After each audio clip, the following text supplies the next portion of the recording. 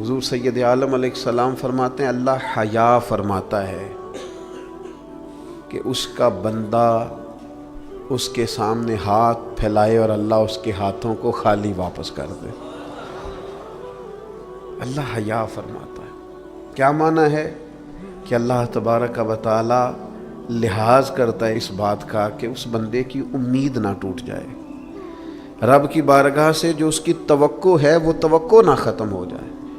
نبی پاک صلی اللہ تعالی علیہ وسلم نے فرمایا رب حیا کرتا ہے، اور ایک مقام پہ حضور نے فرمایا جب سفید داڑھی والا مسلمان قبر میں جاتا ہے تو اللہ فرشتوں سے فرماتا ہے اسے عذاب نہ دینا، مجھے حیا آتی ہے۔ لیکن اگلے لفظ جو حضور نے بیان فرمائے وہ سمجھنے والے ہیں، فرمایا رب کہتا ہے مجھے حیا آتی ہے، تو بندے کو بھی تو حیا کرنا چاہیے، اس کو بھی حیا کرنا چاہیے کہ کوئی تو موقع ایسا ہو جب میں کوتاہیوں سے بچوں۔ اپنے مالک سے حیا کرنا، جب ہم لوگوں کے بیچ ہوتے ہیں تو لوگوں سے حیا کرتے ہیں۔ حضرت عثمان غنی رضی اللہ تعالیٰ عنہ غسل خانے کی چار دیواری کے اندر بھی غسل کرتے تھے تو تہمت باندھ کے۔ تو گھر والوں نے یہ کسی نے پوچھا کہ حضور غسل خانہ چاروں جانب سے بند ہے اور اس کے اوپر چھت ہے اور آپ اس میں غسل کر رہے ہیں تو پھر بھی آپ تہمت کے ساتھ، اور بڑا سمٹ کے اور بڑا کونے میں بیٹھ کے۔ تو آپ فرمانے لگے جب لوگوں کے بیچ ہوتا ہوں تو لوگوں سے حیا کرتا ہوں، جب تنہا ہوتا ہوں تو رب سے حیا کرتا ہوں۔ حضرت امام اعظم ابو حنیفہ گھر کی چار دیواری میں بھی ننگے سر نہیں بیٹھتے تھے، ٹانگیں پھیلا کے نہیں بیٹھتے تھے، فرماتے تھے سوتے وقت یہ کام کروں گا، میں گھر میں بھی وہ لہجہ اختیار نہیں کرنا چاہتا، اس لیے کہ میں اس رب کا ماننے والا ہوں جو حی و قیوم ہے، جو ہر جگہ دیکھتا ہے، رب سے بھی حیا۔ اور آپ کو پتہ ہے ہمارے صوفیاء نے فرمایا ہے کہ سب سے زیادہ اللہ سے وہ بندہ حیا کرتا ہے جو اپنے خیالات پر کنٹرول کرتا ہے، اپنے جذبات پر کنٹرول کرتا ہے، جو وسوسوں کو نہیں آنے دیتا، جو اپنی طبیعت میں کوشش کرتا ہے کہ اچھے خیالات ہی رہیں، وسوسے آئیں تو جھٹک دیے جائیں، اس لیے کہ وہ نبی پاک علیہ السلام کا جو فرمان موجود ہے نا کہ رب نہ تمہاری جیبیں دیکھتا ہے نہ صورتیں دیکھتا ہے، وہ جب دیکھتا ہے تمہارا دل دیکھتا ہے۔ تو وہ حیا کرتے ہیں کہ دل میں کوئی ایسا خیال آئے جو غلط ہو، برا ہو، گندا ہو، چونکہ مالک نے دیکھنا ہے، وہ اس لیے خانہ دل کو صاف رکھتے ہیں۔ لیکن نا کوئی مہمان گھر میں آتا ہے تو لوگ فٹافٹ صفائی نہیں کرتے، چیزیں نہیں اٹھاتے کہ وہ کیا سوچے گا، یہ کتنے میلے کچیلے ہیں، وہ کہ مہمان نے دیکھنا ہے، اور جس دل کو رب رحمان نے دیکھنا ہے اس کی صفائی رکھنا کہ اس میں گندے برے خیالات، ہرس، ہوس، لالچ، حسد، بغض، کینہ، عداوت، بددیانتی، بدگمانی یہ موجود نہ ہو، چونکہ رب نے دیکھنا۔ اللہ کے پیارے رسول صلی اللہ تعالیٰ علیہ وسلم نے فرمایا اللہ تعالیٰ سے حیا کرو جس طرح حیا کرنے کا حق ہے۔ تو صحابہ کہتے ہیں ہم نے عرض کی یا رسول اللہ صلی اللہ تعالیٰ علیہ وسلم الحمدللہ ہم اللہ سے حیا کرتے ہیں۔ تو حضور نے فرمایا حیا کا وہ معنی نہیں جو تم نے سمجھا ہے۔ تو یا رسول اللہ پھر سمجھا دیں کیا معنی ہے حیا کا؟ تو نبی پاک علیہ السلام فرمانے لگے اللہ سے حیا کا حق یہ ہے کہ تم اپنے سر میں جو موجود افکار ہیں ان کی حفاظت کرو، اپنی سوچوں کی حفاظت کرو، پھر تم نے اللہ سے حیا کی۔ اور حضور فرمانے لگے جو کچھ تمہارے پیٹ کے اندر ہے جب تم اس کی حفاظت کرو گے تو پھر تم نے اپنے رب سے حیا کی، یعنی حرام نہ کھانا۔ نہیں پتہ سارے زمانے کو کہ تمہارا رزق حلال ہے کہ حرام ہے، پر تمہارے رب کو پتہ ہے نا، لہذا حیا کرنا، لقمہ حرام قریب نہ آنے پائے۔ اور حضور علیہ الصلاۃ والسلام فرمانے لگے یہ بھی یاد رکھنا کہ موت اور ہڈیوں کے گل سڑ جانے کو تم نے یاد رکھا ہوا ہو، اور فرمایا یہ بھی یاد رکھنا کہ تم نے قیامت کے دن دوبارہ اٹھنا ہے، رب کی بارگاہ میں کھڑا ہونا ہے۔ اگر تم نے ان سب چیزوں کو یاد رکھا پھر تم نے صحیح معنوں میں اپنے رب سے حیا کی، اور اگر تم نے یہ بھلا دیا ہے اور بس ٹھیک ہے دوڑ کے آئے نماز پڑھ لی اور جناب محفل میلاد میں جانے کا وقت آیا تو کہیں سے ادھار ٹوپی لے کے سر پہ اوڑھ لی اور لباس جو ہے وہ شلوار قمیض والا نکل آیا اور لہجہ بدل گیا تو پھر کچھ ظاہری طور پر تو چیزیں بہتر کی لیکن حقیقی معنوں میں اپنے رب سے حیا نہیں کی۔ حضور فرماتے ہیں کچھ لوگ تہامہ پہاڑ جتنی نیکیاں لے کے آئیں گے قیامت کے دن، لیکن وہ اللہ ہوا میں اڑا دے گا۔ کیوں؟ اس لیے کہ لوگوں کے سامنے نیکیاں کرتے تھے، جب اکیلے ہوتے تھے پھر گناہ کرتے تھے۔ ان کی وہ جو تنہائی کی ناپاکی ہے نا، یعنی وہ جو اکیلے میں رب سے حیا کرنا چاہیے تھا، وہ حیا چونکہ موجود نہیں ہے تو رب فرمائے گا وہ تو تم نے لوگوں کے سامنے وزادار بن کے وقت گزارا ہے، میرے سامنے تو تمہاری تنہائی بڑی ناپاک رہی، لہذا وہ سب نیکیاں بھی ہوا میں اڑا دی جائیں گی۔ خوبصورت زندگی، خوبصورت لب و لہجہ، خوبصورت بولنا، خوبصورت آنا جانا۔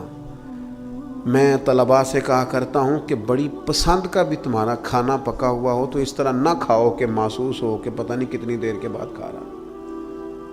تمہارا لہجہ صاف ستھرا، تو جو ہمیں کہا گیا کہ بھوک ہو بھی تو ذرا ہاتھ ہٹا لو، کھانے میں، پینے میں، لباس پہننے بھی آپ انوکھ۔ میں نوجوانوں سے عرض کروں گا تمہاری کٹنگ کیوں اس طرح کی لگے کہ جس میں کوئی طبیعت کا انوکھا پن ظاہر ہو، جس سے تمہاری وزاداری پہ ضرب آئے۔ تمہارا بات کرنا اتنا کمزور کیوں لگے کہ جس سے محسوس ہو کہ یار اس کی تو ابھی تربیت ہونے والی۔ تمہیں کیوں اس بات کی کمزوری محسوس ہو کہ لوگ میری طرف دیکھیں، لوگ مجھے جاننے لگ جائیں گے، تو کمزوری ہے۔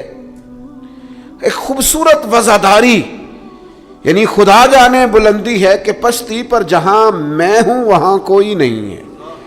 ایک خاص اطمینان ہو، زندگی میں ٹھہراؤ ہو، حسن ہو، آپ جہاں ہوں وہاں مطمئن ہو۔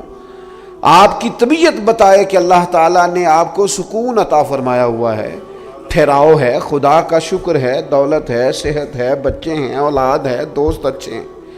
آپ ان ساری جائز نعمتوں پر اللہ کے حضور شکر گزار ہوں، لیکن کوئی مزاج میں چھچھورا پن نہ ہو، کوئی طبیعت اس طرح کی نہ ہو جس طرح محسوس ہو کہ آپ اپنا بوجھ کسی پر ڈالنا چاہ رہے ہیں، یا آپ کوئی اضطراب کا شکار ہیں یا بے چینی کا شکار ہیں۔ ہم کبھی کبھی اپنے حالات بتاتے بھی اتنا دور نکل جاتے ہیں کہ بعض دفعہ کہنے کو جی چاہتا ہے یار کوئی نعمت ہے ہی نہیں تیرے اوپر، اتنا کمزور ہو گیا تو ہر بات میں دکھڑے ہی سنا رہا ہے، ہر وقت کا دکھ ہی تیرے ساتھ ہے۔ اتنے کمزور نہیں، نہایت وزاداری، نہایت خوبصورتی۔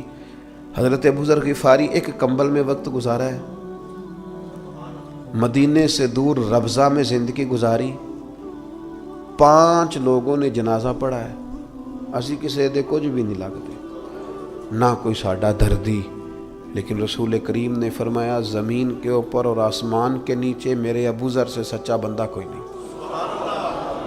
لیکن وہ ٹاٹ اور بوریے میں بھی وزادار، اطمینان، سکون، ٹھہراؤ، اللہ رسول کی بارگاہ میں مقبولیت، یہ اصل کامیابی ہے بندہ مومن کی۔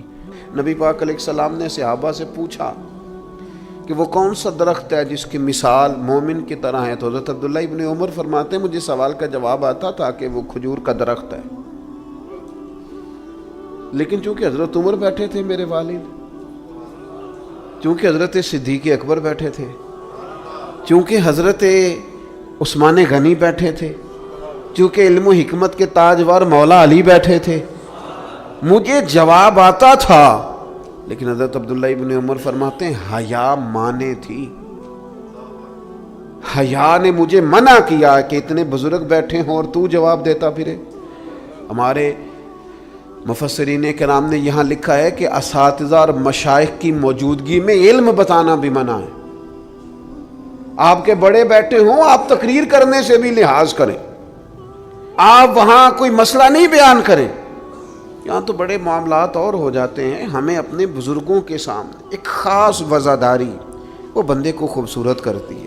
حضرت عباس حضور کے چچا ہیں، ان کے بیٹے جناب عبداللہ ابن عباس فرماتے ہیں میرے والد سے کسی نے پوچھا تھا آپ بڑے ہیں کہ نبی پاک؟ تو بڑی سادی سی بات ہے، چچا بڑا ہی ہوتا ہے عمر میں، آپ بڑے ہیں کہ نبی پاک؟ تو یہ وزاداری ہے، یہ کمال وزاداری ہے۔ یہ ان لوگوں کا طریقہ ہے جو بڑے رسیلے سجیلے، جو بڑے خوبصورت لوگ ہوتے ہیں، جن کے لہجوں سے لفظ نہیں شہد ٹپکتا ہے، حضرت عباس رضی اللہ تعالیٰ عنہ فرمانے لگے کیا کہا تم نے؟ میں بڑا ہوں کہ حضور؟ فرمانے لگے بڑے تو حضور ہی ہیں، پیدا پہلے میں ہوا تھا، ولادت پہلے میری ہوئی تھی، بڑے بہرحال وہی ہیں، پیدا پہلے میں ہوا تھا۔ یہ جو وزاداریاں ہیں، یہ جو خوبصورتیاں ہیں، یہ جو آپ کے مزاج کے اندر خوبصورتی ہے، یہ جو لہجے کے اندر حسن ہے، یہ ایک بڑا ضروری کام ہے۔ بہت سارے لوگ دینی لوگوں سے مسئلہ پوچھنے آتے ہیں، لیکن ان میں 60% لوگ وہ ہوتے ہیں جو مسئلہ پوچھنے نہیں آتے، مفتی صاحب کو مسئلہ بتانے آتے ہیں۔ میری طرح کا بندہ تو چونکہ ذرا جلدی قائل ہو جاتا ہے، وقت تھوڑا ہوتا ہے تو بہت سارا ٹائم نہیں دے پاتے، تو میں کہتا ہوں کہ آپ کے خیال میں جو مجھے کہنا چاہیے وہ آپ مجھے بتا دیں، میں آپ کو کہہ دیتا ہوں، کیونکہ آپ جو چاہ رہے ہیں وہ تو ہے آپ کی مرضی کا فتویٰ، تو مجھے آپ بتا دیں بھلا اس سوال کا جواب کیا ہونا چاہیے، میں آپ کو بتا دیتا ہوں۔ لیکن اگر آپ مجھ سے پوچھنے آئے ہیں تو پھر آپ حوصلہ کریں، پھر دین جو بات کہتا ہے وہ مجھے بیان کرنے دیں، پھر مرضی کا فتویٰ حاصل نہ کریں، پھر ذرا رکیں۔ اور یہی حالت بہت سارے اللہ ماشاء اللہ شاگردوں کی ہوتی ہے، ان کا خیال ہوتا ہے استاد میری مرضی کے حساب سے تعلیم دے، مریدین کا خیال ہوتا ہے کہ شیخ اس طرح کر کے چلے، تو بھئی تیری شرطوں پہ ہی کرنا ہے اگر تجھ کو قبول، تو یہ سہولت تو مجھے سارا جہاں دیتا ہے۔ اگر تیری شرطوں پہ ہی تو نے آنا ہے کہ میرے پاس یہ ٹائم ہے تو اس ٹائم آؤں گا، تو میں اس وقت پسند کرتا ہوں تو میں اس وقت آؤں گا، تو آپ اگر یہ کہیں گے تو پھر میں یہ تیری شرطوں پہ ہی کرنا ہے اگر تجھ کو قبول، تو یہ سہولت تو مجھے سارا جہاں دیتا ہے۔ پھر تو ٹھیک ہے، اگر ہم نے کچھ دو کی پالیسی پہ ہی تعلق بنانا ہے تو پھر استادی شاگردی تو نہ ہوئی، پھر تو ٹھیک ہو گیا، پھر یارانے کریں گے، دوستیاں کریں گے، اس طرح کے لوگ تو ڈھیروں مل جاتے ہیں۔ اپنی زندگی کے اندر وزاداری، خوبصورتی، ٹھہراؤ، لہجے کے اندر حسن، مزاج کے اندر ایک کمال۔ حضرت امام مالک رحمۃ اللہ علیہ کو کسی بات پر امام اعظم نے بڑا ڈانٹ دیا، شاگرد تھے، بڑا ڈانٹ دیا، سخت ڈانٹا، اور اس کے بعد بھی وقفے سے کبھی کوئی ایسی بات ہوتی تو امام صاحب کہتے ہیں میری طبیعت سے وہ غصہ نہ جاتا کہ یار اس نے ایسا کیوں کیا۔ کچھ عرصے کے بعد جا کے وہ بات کھلی کہ جس بات پر امام ابو مالک کو ڈانٹا ہے ان کی تو غلطی نہیں تھی، دوسرے کلاس فیلو کی غلطی تھی، انہوں نے تو یہ بات کہی نہیں، تو کسی اور نے کہی تھی اور نام ان کا لگ گیا۔ بچے کر دیتے ہیں نا شرارت، کسی نے کی نام کسی، تو امام اعظم ابو حنیفہ رحمۃ اللہ علیہ امام مالک سے کہنے لگے بیٹا تم نے بتایا کیوں نہیں، اتنی ڈانٹ کھا لی؟ حضرت امام مالک نے سر جھکا لیا، کہنے لگے حضور لوگوں کے جسموں پر لوگوں کا احسان ہوتا ہے، میری تو سانسوں پر بھی تیرا احسان ہے،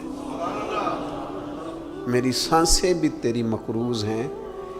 یہ جو لوگ مالک کو جانتے ہیں یہ اس نسبت سے جانتے ہیں کہ یہ ابو حنیفہ کی گلی میں آتا جاتا ہے، سونیاں زندگی میں جتنا نام اور عروج پایا تیرے صدقے پایا، 4 جھڑکیاں نہ سہ سکتا تیرے نام پر، میں نے پسند نہیں کیا۔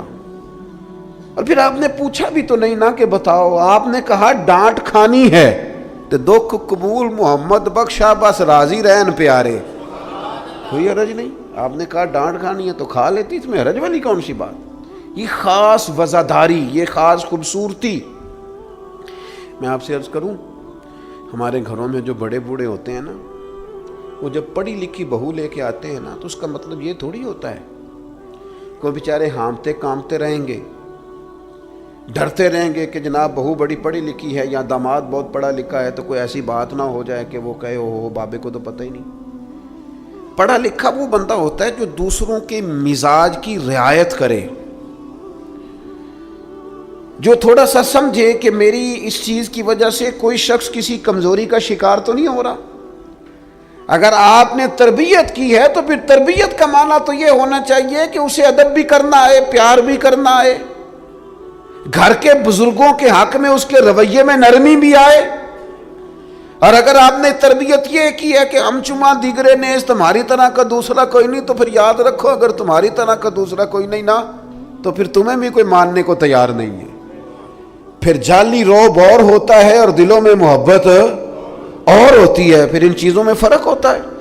اگر آپ تعلیم یافتہ ہیں تو آپ دوسروں کے مزاج کی رعایت کریں، آپ کو پھر حضرت مولا علی شیر خدا رضی اللہ تعالیٰ عنہ سے کسی آپ نے فرمایا ایک مقام پہ فرمایا ہر چیز کی زکوٰۃ ہوتی ہے، عقل کی زکوٰۃ پتہ کیا ہے؟ حضور کیا فرمایا؟ عقل کی زکوٰۃ جاہلوں کے ساتھ گزارا کرنا ہے۔ تیری عقل کی زکوٰۃ نکلے گی، تجھے پتہ چلے گا کہ تو کس طرح گزارا کرتا ہے، اور اگر تو جاہل سے گزارے نہیں کر سکتا تو پھر اس کا مطلب یہ ہے کہ تو نے علم کو سمجھا۔ عزیز دوست، آپ غور فرمائیں اور اس پر آپ توجہ رکھیں گے کہ وزاداری، لفظوں کا چناؤ۔ قرآن مجید نے کہا یا ایھا الذین آمنوا لا تقولوا راعینا وقولوا انظرنا، اے ایمان والو تم نے جب میرے محبوب سے بات کرنی ہے تو راعینا نہیں کہنا، انظرنا کہنا ہے۔ یہ نہیں کہنا حضور سمجھ نہیں آئی رعایت کر دے، یہ کہنا یا رسول اللہ ایک نظر کرم کر دیں، ذرا بات دوبارہ سمجھا دیں۔ آپ اچھے جملے تلاش کے وزاداری کے ساتھ، ایک خاص حیا کے ساتھ۔ حضرت مولا علی شیر خدا فرماتے ہیں حضور سے مسئلہ پوچھنا تھا۔ مسئلہ پوچھنا بڑا ضروری کام ہے، اگر آپ مسئلہ دریافت نہیں کرتے تو بڑا عرصہ تک ماحول اس طرح کا رہ جاتا ہے کہ جس سے آپ جہالت میں ہی وہ کام کرتے رہتے ہیں۔ مسئلہ پوچھیں گے تو بات بہتر ہوگی، آپ بات پوچھ لیں گے، بات کلیئر ہو جائے گی، آپ پھر صاف ستھرے معاملے کے ساتھ عمل کر سکیں گے۔ تو حضرت مولا علی کہتے ہیں حضور سے مسئلہ پوچھنا تھا، اب سوال کرنا بڑا ضروری ہے، خود حدیث پاک میں موجود ہے سوال کرنا آدھا علم ہے۔ لیکن حضرت علی کہتے ہیں نبی کریم سے مسئلہ پوچھنا تھا، میں نے مہینوں انتظار کیا، ہفتوں انتظار کرتا میں، میرا خیال تھا کہ میں سوال کی تکلیف بھی نہ دوں، کوئی اور آ جائے آ کے حضور سے مسئلہ پوچھ لے۔ حیا مانی تھی میں داماد ہوں حضور کا رشتے میں، کچھ ایسی باتیں ہیں جو حیا کے مانند میں سوال نہ کرتا، میرا دل ہوتا کوئی اور پوچھ لے، وہ پوچھے گا حضور بتائیں گے، ساتھ میرا مسئلہ بھی حل ہو جائے گا۔ لیکن جہاں لوگ بے باکی کو اور بے حیائی کو کہتے ہیں جی اوہو میں پرواہ نہیں کرتا، تو یہ تو بھئی آپ نہیں پرواہ کرتے تو آپ کی مرضی ہے۔ اور ہمارے زمانے میں ویسے بھی جو زیادہ بدتمیز ہوتا ہے اس کا عروج بھی زیادہ ہوتا ہے، بدتمیزوں سے لوگ ڈرتے ہیں۔ بدتمیز جو ہوا لوگ اس سے ڈرتے ہیں، کہتے ہیں یہ کوئی ایسی بدتمیزی کر دے گا کہ بعد میں دقت ہوگی۔ وہ شریف آدمی اس سے جھجک رہا ہوتا ہے، وہ سمجھ رہا ہوتا ہے میں بڑی شے ہوں، تو کچھ بھی نہیں ہے بھائی، تو بدتمیز ہے۔ اور کچھ لوگ گاند سے اس لیے بچتے ہیں کہ اس میں روڑا پھینکا تو چھینٹے پڑیں گے، پھر کپڑے بدلنے پڑیں گے، نہانا پڑے گا، اس لیے لوگ بچ کے گزرتے ہیں۔ اور تیرا خیال ہے کہ تجھ سے بڑا لوگ ڈرتے ہیں؟ تو اپنی زندگی میں وزاداری، شرم و حیا۔ اب دیکھیے سیدہ عائشہ صدیقہ رضی اللہ تعالیٰ عنہ ارشاد فرماتی ہیں نبی پاک علیہ السلام عرب کی کنواری لڑکیوں سے بھی زیادہ حیا والے تھے، شرمیلے تھے۔ حضور علیہ السلام فٹافٹ بے باک ہو کر کسی سے کوئی بات نہ کرتے۔ اب دیکھیں صحابہ غلام ہیں رسول پاک کے، اگر حضور کسی کا نام لے کے بھی اس کی تربیت کرنا چاہیں تو وہ آدمی خوش ہوگا، سعادت مندی ہوگی۔ لیکن حضور کو کسی شخص کے بارے میں بتایا جاتا نا فلاں نے یہ بات کی ہے، تو کبھی نامینیٹ کر کے اس بندے کے سامنے بات نہیں کرتے، یہ وزاداری والا معاملہ ہے۔ تو محبوب کیا فرماتے؟ حضور فرماتے لوگوں کو کیا ہو گیا ہے، اب انہوں نے اس طرح کرنا شروع کر دیا، وہ ایک کی بات ہوتی سب کو سمجھ آ جاتی اور اس کی بھی ساتھ لگتے اصلاح ہو جاتی۔ اپنی مزاج سے اپنی وزاداری کو ختم نہیں کریں، اپنے لہجے کو ختم نہ کریں۔ میں مذہبی اسٹیجوں پہ دیکھتا ہوں مجھے بڑی تکلیف ہوتی، جو فلانی چیز نہ مانے وہ حلالی نہیں، جو فلانی بات کا جواب نہ دے باپ کا ہی نہیں۔ یہ آپ کا سٹائل ہے؟ یہ دیندار لوگ اس طرح بات کرتے ہیں؟ یہ آپ ڈگریاں جاری کر رہے ہیں؟ کیا رسول پاک علیہ السلام کا انداز تبلیغ معاذ اللہ یہ تھا؟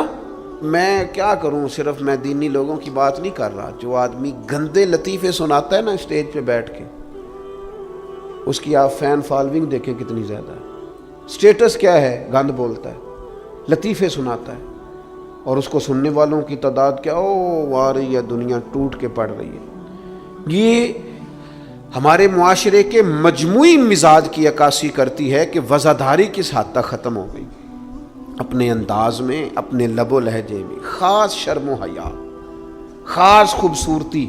ہمارے جو دیہاتی گھر ہوتے تھے ان کے اندر بڑی وزاداری ہوتی تھی، ان کے اندر بڑا خیال رکھا جاتا تھا، چیزوں کو بڑا سمجھا جاتا تھا۔ یہاں آپ حالت دیکھ لیں، شادی بیٹی کی ہو یا بیٹے کی ہو، سارا خاندان بیوٹی پارلر میں بیٹھا ہوتا ہے. کوئی وزاداری نہیں رہی، کوئی وہ معاملہ ہی نہیں رہا جس میں حسن ہوتا تھا، خوبصورتی ہوتی تھی. رسول پاک صلی اللہ تعالی علیہ وسلم نے فرمایا حیا خیر ہی خیر ہے، حیا سراپا خیر ہے. تیرا جھکا جھکا لہجہ، تیرے جھجکتے لفظ، تیری ٹھہری ٹھہری باتیں، تیرا ذرا سمٹ کر چلنا، سمٹ کر بات کرنا، تیرے لہجوں کا ٹھہراؤ، گویا یہ وہ ٹھنڈی ہوا ہے جو چلے گی تو صحیح پر کسی کو فائدہ دے گی، نقصان نہیں دے گی.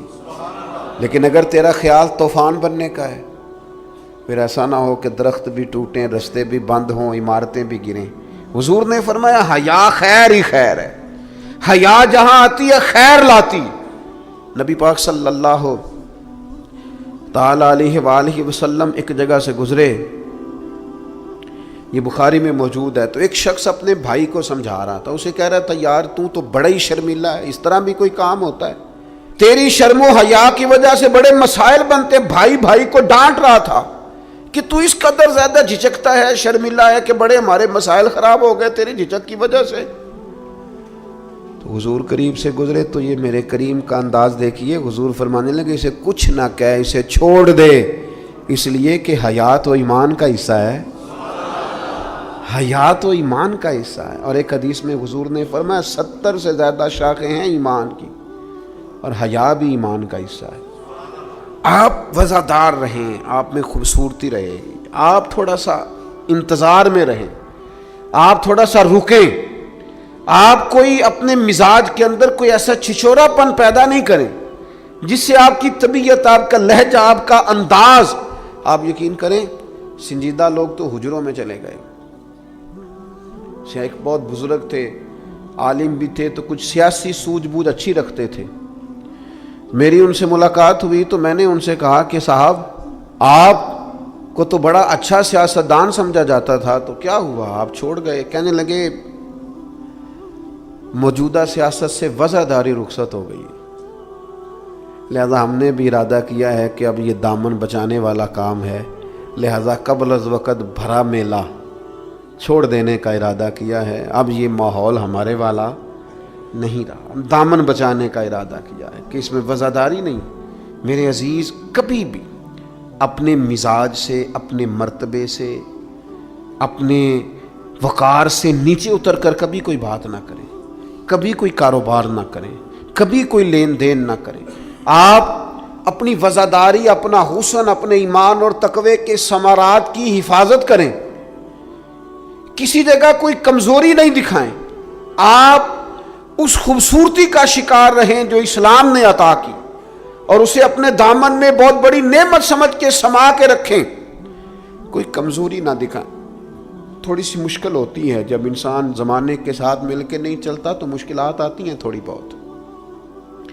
جب دور کے مطابق فیشن نہیں کرتا تو ظاہر ہے اسے لوگ پینڈو بھی کہتے ہیں، اسے جاہل بھی کہتے ہیں، اسے یہ بھی کہتے ہیں کہ اسے شعور کوئی نہیں. یہ تانے تھوڑے بہت سننے پڑتے ہیں، لیکن آپ کی وزاداری، آپ کے وقار میں، آپ کے لہجے میں کسی قسم کی کوئی کمزوری نہیں آنی چاہیے.